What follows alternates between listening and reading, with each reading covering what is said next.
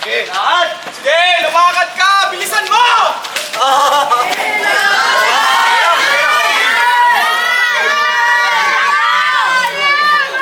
Makakamit mo na ang pait na iyong paghihirap!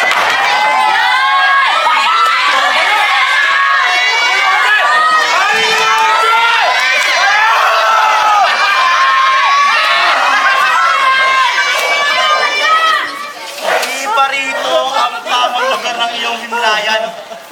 Pero malapit ka na doon! Magsasabi na lamang!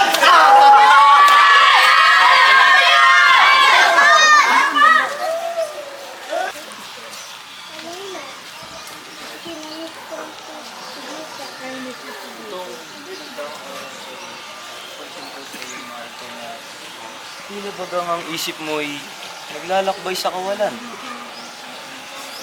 Claudia, may dinaramdam ka ba?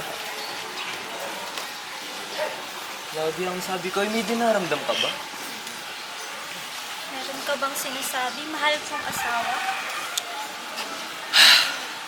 Claudia, hanggang ngayon ba'y binabagabag ka pa rin ng aking naging kahatulan sa Nazareno? Claudia. Ako sa ngayon ay patuloy pa rin nalilito sa bilis ng mga pangyayari. Tatanggap mo ba? Naiisip mo ba na kung hindi ko ibibigay ang kahilingan ng mga pari, maaari akong masira sa Roma? Tatanggap mo ba na ako'y malagay sa alanganin dahil lamang tungkol sa kwento ng isang Nazareno? Mahal ko. Mulat sa simula. Bawat hatol mo sa mga bagay nito. Lahat ng tinanggap ko ng may paghanga at pagmamalaki. Lahat ginawa mo dahil sa ito ang siyang dapat. Patay sa katotohanan, patay sa katarungan.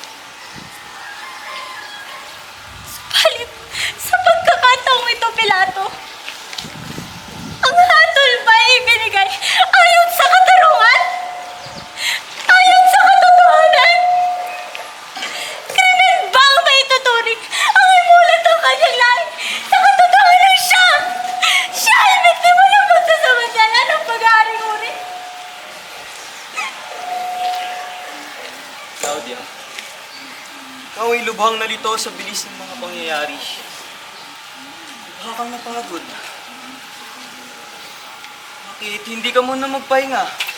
O dili kayo magtungo sa Roma? Oo. Kailangan kong lumayo.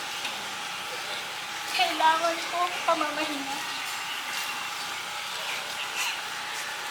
Subalit, maipipikit ko ba ang aking mga mata na hindi nakikita ang pamumukha ng Nazareno? At malayo sa aking isipan ang mga kababalaghang likha ng Kristong tinatawag nila. Matagpuan ko kaya ang katahimik sa kabila ng katotohanan na may isang taong walang malay. Sa sandali ito, Pilato, nasa kabilaan ko sa iyong katangian. Nasa katarungan!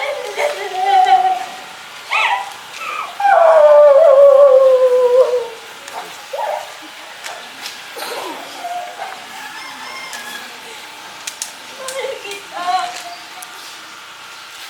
Aming panahon ay pinanawa mo sa akin ang pag-ibig mo.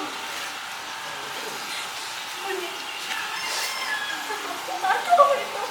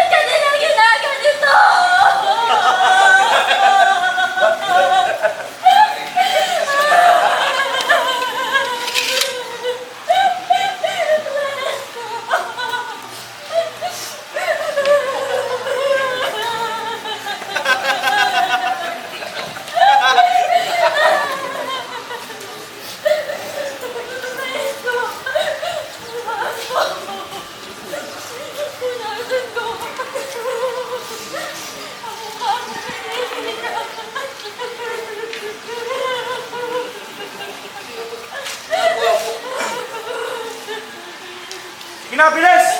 Alis na! Alis na!